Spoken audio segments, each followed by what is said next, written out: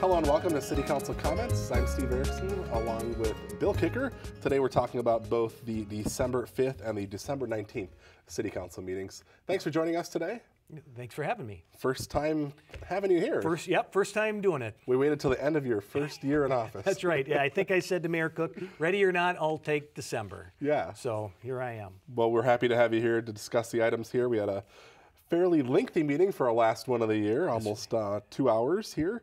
We'll start talking about that here. One of the first items there was oaths of office to 2 new police officers. Yeah, so Chief Wise does a fantastic job of really kind of bringing these new officers into the community. He likes to do this introduction. And I mean, it basically starts out, we've seen a number of these, so he basically starts out and lets us know, these 2 officers, Stephen Jurdy and Eric Burns, were actually hired in July, and they finally got their permanent badges pinned on them during the meeting, during the ceremony.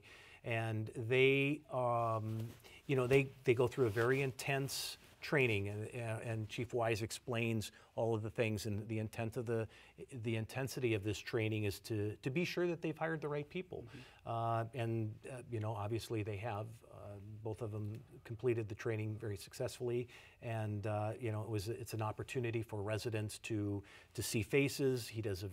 Chief Wise does a very nice job of, this is where they were born, this is where they grew up, these are things they enjoy, here's their educational backgrounds, different things like that. So it's very nice, a good way to start. And then of course the ceremony, having each of the new officers choose somebody to come up and pin that permanent badge on them, and then actually finally take the oath with the mayor out front.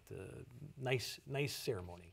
Yeah, that's what I think too. The nice personal touch, having either their significant other or a family member pinning on the badge, Right. And we've seen it before where, fathers that have been police officers, absolutely, pinning the badge on their son. You can just see the pride, in their faces. So it's really a neat thing.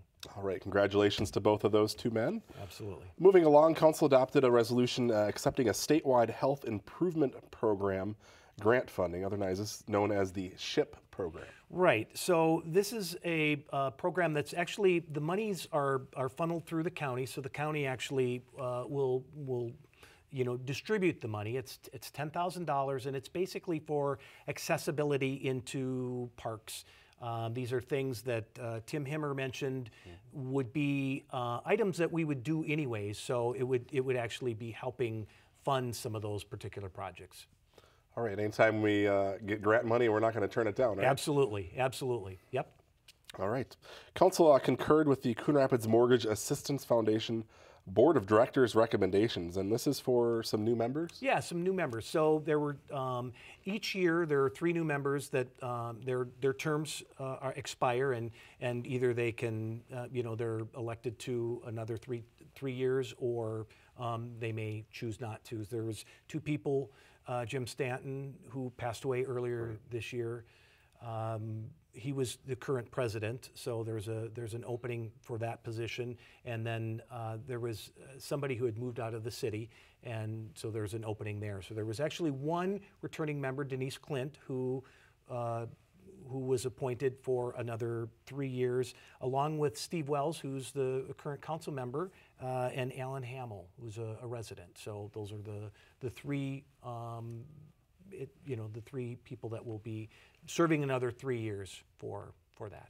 Okay, and this group helps fund some of our programs, including the Regenerations Down Payment Assistance Program and also the Coon Rapids Housing Loan Program. That is correct. Yep. Okay. Moving along, Council considered an agreement with the Joint Law Enforcement Council. This is for a fire record system manager. This is something similar happened with the police department, and now we're doing this with fire as well. That's correct. So currently, this system was installed in 2015, and there's still a lot of the departments that are part of this agreement that have yet to really have the connectivity to the systems. And there are also components of this system that are currently not being used by some of the departments that are connected, mainly due to the fact that they don't have the resources to facilitate, to help with these systems. So Currently, they have there's a full-time administrator that's being hosted out of Fridley, and then, as you mentioned, there's a 32-hour position that focuses on the police portion of it that's hosted by Coon Rapids, and now Coon Rapids again is looked at to host a position for the fire portion of it. So that's the position that you had mentioned. Again, it would be 80, a full-time position, and it would be completely funded by the Fire Protection Council. So it's an agreement with the Joint Law Enforcement Committee or Council because they have the mechanisms to do the agreement with, but it'll be funded by the Fire Protection Council. Okay, so the city gets the money. The city will be completely refunded for all of the monies for this position. All right, and then we were talking about previously that this is nice that the record system is sort of coordinated in the county now. They've done that with police and now with fire as well, so it's easier to communicate between the different agencies. Correct, yeah. All right, council held a public hearing and considered adoption of an ordinance revising the utility franchise fee. You did revise it, and this is something that's been talked about for a number of years now. Yep, it's something that it seems like it comes up quite a bit where people would like to eliminate it. I mean, eliminating it obviously would be a difficult thing because I think it makes up 11% of the budget of the general fund. So it's a pretty significant amount of money that comes in for that. So, but basically, what was decided was that I mean, it's something that's been around for a long time. It was started in '69 at 3%, and I think in 1991 they changed it to 4%. So currently we have 4% on gas and electrical that we all pay. I mean, businesses as well as residents pay this fee, but it's something where it became kind of a burden on some of our more, our larger businesses in the community, and we wanted to do something to help in that regard. So what it does is it doesn't cap the payment, but at $950,000 that they paid, it changes from 4% down to 0.5%. So it'll really, once they've paid 4% of the $950,000, it'll really reduce the amount that they have to pay. It'll just be 0.5% on any revenues that they pay after that. Okay, and from my understanding, this only impacts a couple businesses yes, for now? It's 2 or 3. That's my understanding as well. Correct. Okay, and the council was able to absorb this in next year's budget? Yep. It's put into the budget as, a little less on the revenue side for the franchise fees. All right. They reduced it by, I think, 50,000. That's the number I was thinking too. Yep. Okay. Council adopted an ordinance modifying the square footage requirements for garage storage space in low-density residential districts. This is something that was previously adopted and then came back for a little bit of a clarification? Yeah. So earlier in the year, we changed it to, for LDRs that are greater than an acre or more, the square footage for garage and storage changed from 1,600 square feet to 2,000. And for less than an acre, it went from 1,200 to 1,600. And at the time when we made that change, we also put a condition on it where we said it had to be you had to limit it at 80%. So that meant that if you had a big enough, it was 80% of the square footage of the house. So that meant if you had a smaller house, you may be limited to, regardless of the size of your lot, to the size of the garage that you could build. So noticing that to be an issue, we brought it back, and the modification that was made was that 80% still applies, but it only applies to the attached portion of the garage. So you have a house, and say you have a 1,000 square foot house, and you can build an 800 square foot garage on that. That means if you're in a lot that's greater than an acre, you still have 1,200 square feet that you can use to build a garage storage space that would be detached. So you can still build your 2,000 square feet. It just can't be, it's that 80% is going to be tied to the actual size of the house, or just to the attached garage portion of it. Okay. So basically, they don't want the attached garage or structure to be bigger than the house, or close to as big as the house. Exactly. Yep. That's kind of the general idea. All right. Council considered an appeal of a planning commission decision. This is regarding revised building elevations for Sutton Honda, which wants to construct in the Gateway Commerce Center off Hanson and Highway 10. Yeah, so, having Honda build in that area, I personally was excited about that. And they had presented plans for their different elevations that they have, and they were approved by the Planning Commission.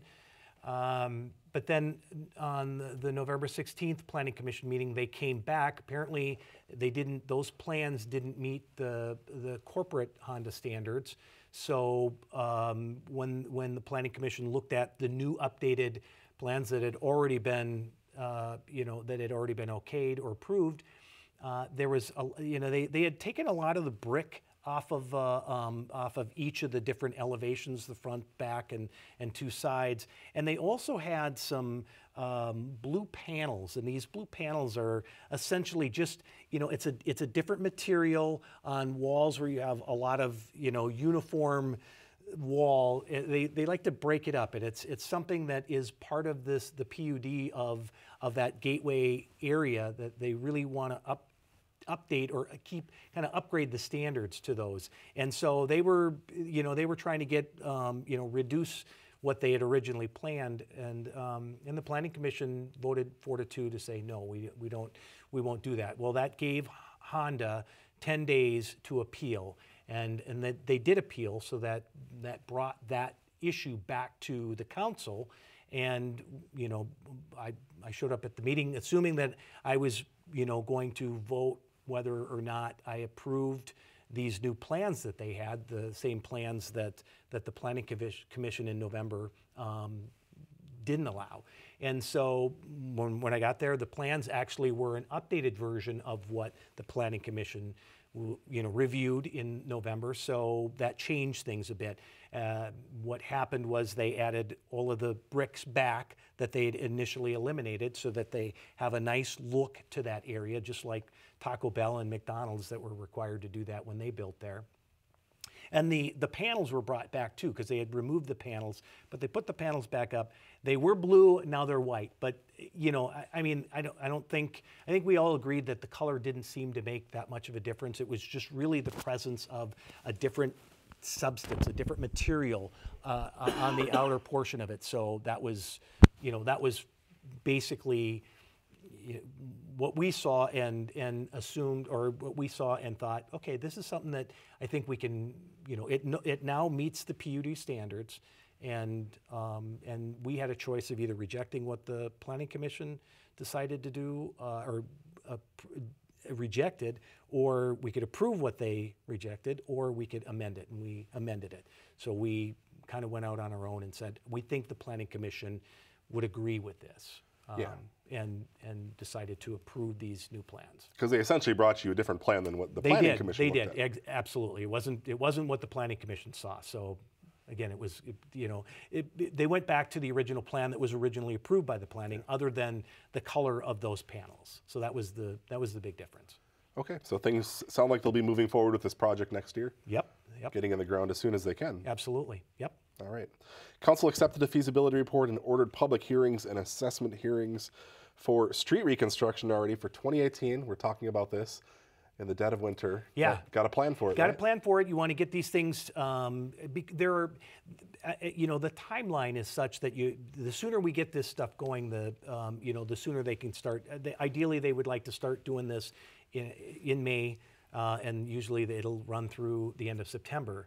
So they obviously want to get this going as quickly as possible. So these projects, 18-1 is primarily, I think that was 4.7 miles worth of reconstruction, and it's primarily in between University Avenue and Foley Boulevard. There's a number of streets in there that will be reconstructed. 18-2 is 4 miles, and that's kind of spread out in Ward 1 and Ward 4. There's some that are near, kind of in between the college and Mercy Hospital. There was some that are kind of in between Crooked Lake Boulevard and Northdale Boulevard, and there was some up in Ward 1 where that was, where the car dealerships are, the Aldi is. There's some roads up there that will be reconstructed. So one thing that during the presentation that we got was Mark Hansen talked about some new videos that the city has put together with the communications department, where they have a frequently asked questions video. It's about a 5-minute video that all of the questions that residents generally have about this, probably about I guess it didn't get into assessments, but it got into, just questions that they would generally have about the construction phase itself.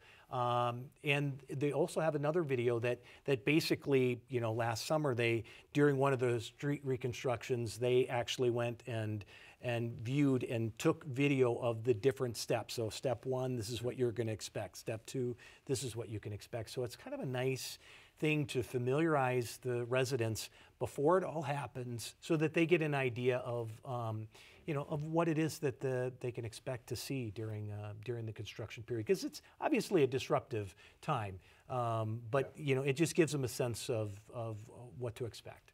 Okay, and they also hold informational open houses. I know the people that are impacted by these projects have already been notified. They've actually already held sort of a public hearing, but they're also going to do something new this summer as well. They are. So you mentioned the public hearing. They will do another public hearing, and I believe that's in January for these projects. I want to say January 20th. Yeah.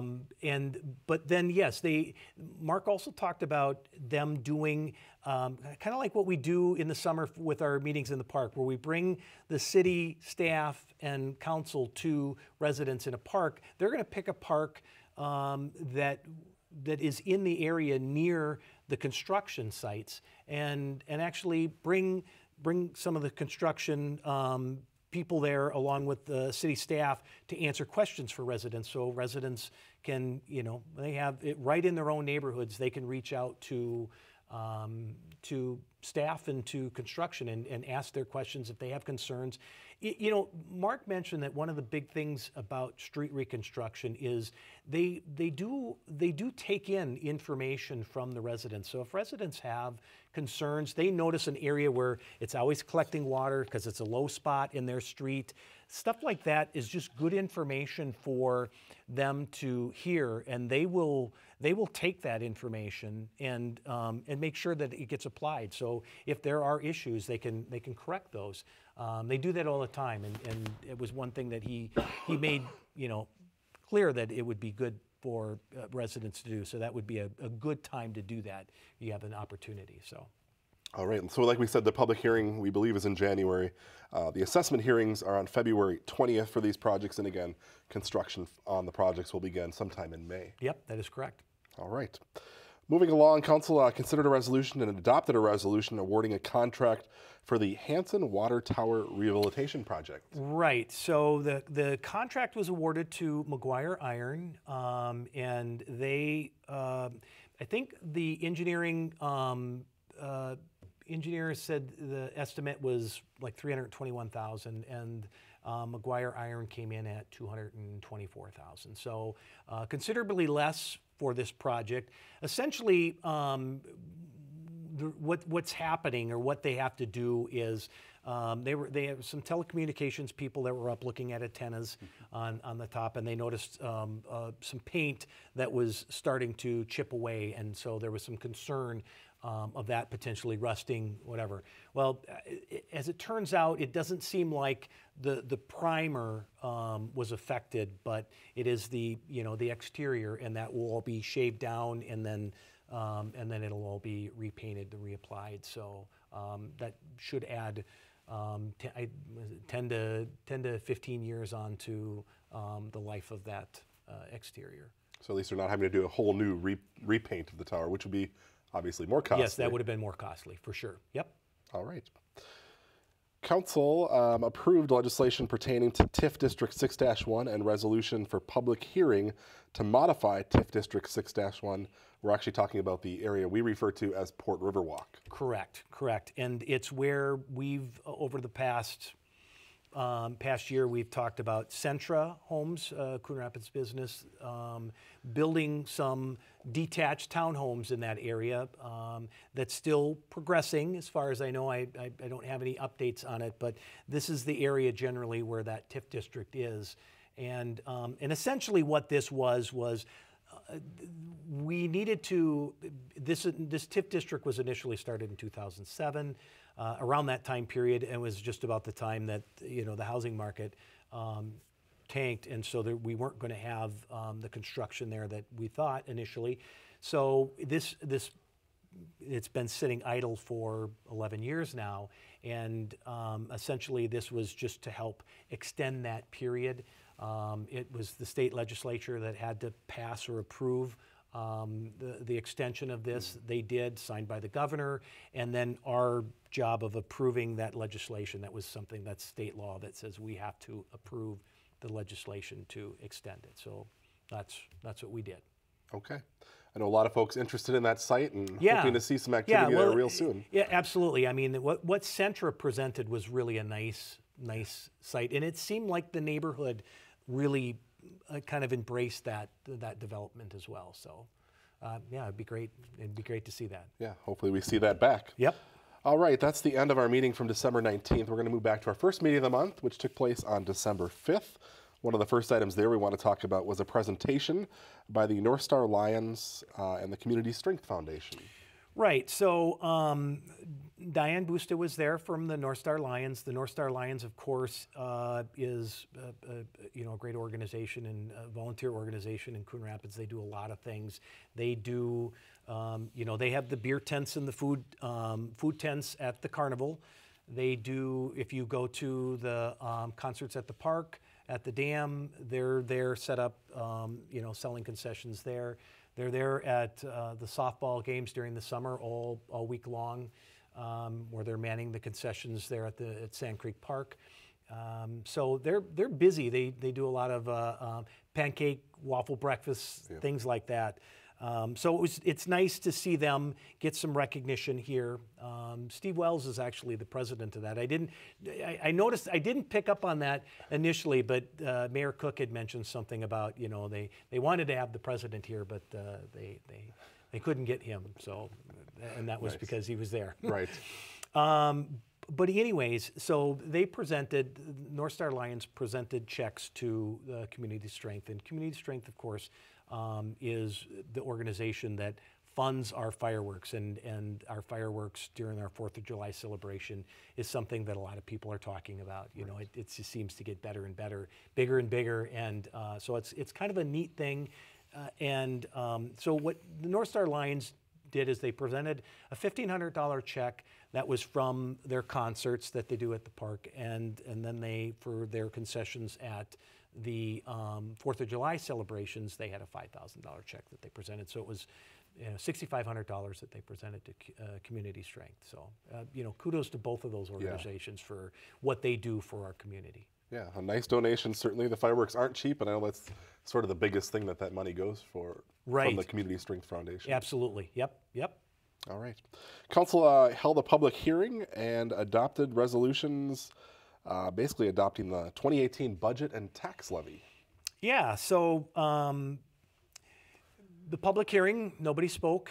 There wasn't really a lot of questions that the council had, mainly because our finance director, Sharon Legg, did a great job of giving us an overview, and I would encourage residents, if they really want an overview of what's happening with our, with the budget and why the levy is what it is, to watch her presentation. She does a nice job of kind of talking about the overall budget, and then, at the end, she kind of gets into, the different house benchmarks that they have.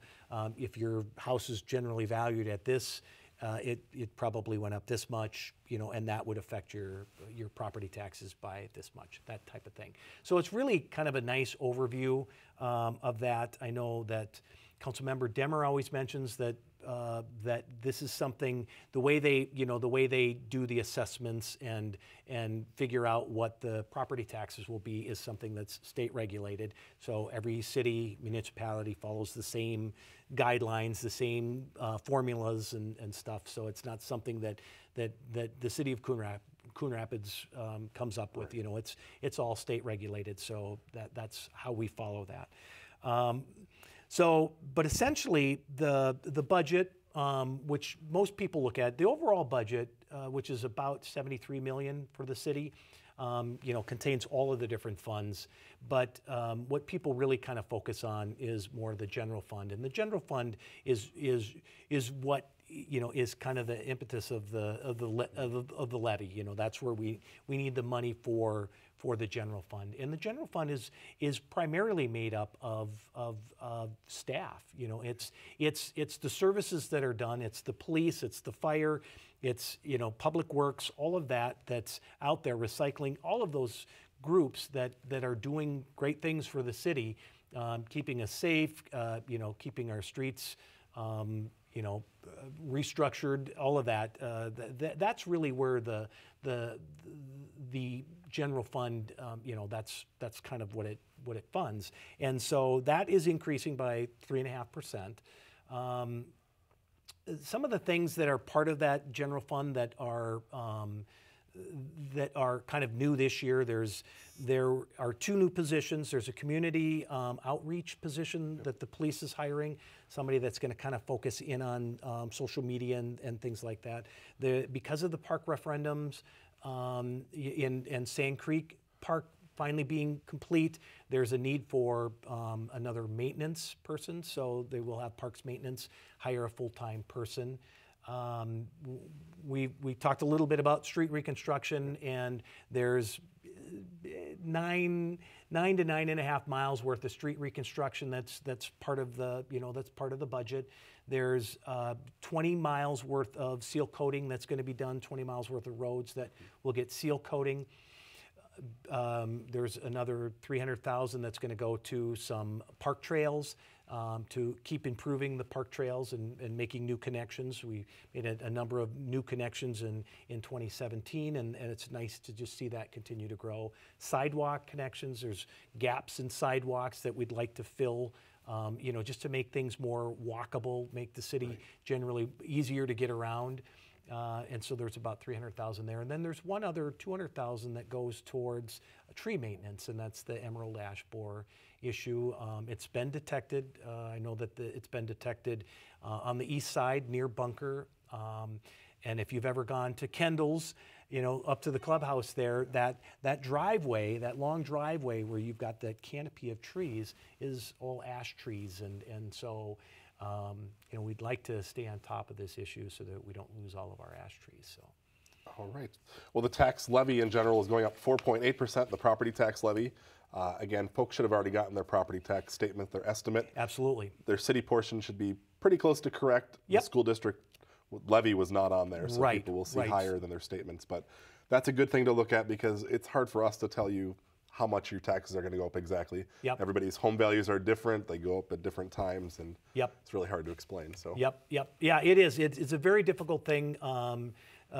Sharon Lake does a very good job of being able to explain it. One thing that should be mentioned about that, though, is that you know, I know Mayor Cook mentioned it in one of the council meetings when we talked about you know, your property taxes. Is that you know, and Sharon kind of mentioned it in her presentation as well. Basically, housing in Coon Rapids was kind of a boom. It went up big. The price of housing went up. So, you know, your property values are going to go up. And but then when you look at from a commercial standpoint, commercial business properties did not go up. So when you look at that levy, which is kind of what, you know, what gets divvied up between residents and commercial business, the residents are going to take a little more of that. So, you know, it's all about a piece of the pie, right? It's all about a piece of the pie, absolutely. All right. Well, we appreciate you being here today and talking to us about our items on our 2 meetings. Thank you at home for watching, and we'll see you back here after our 2 meetings in January.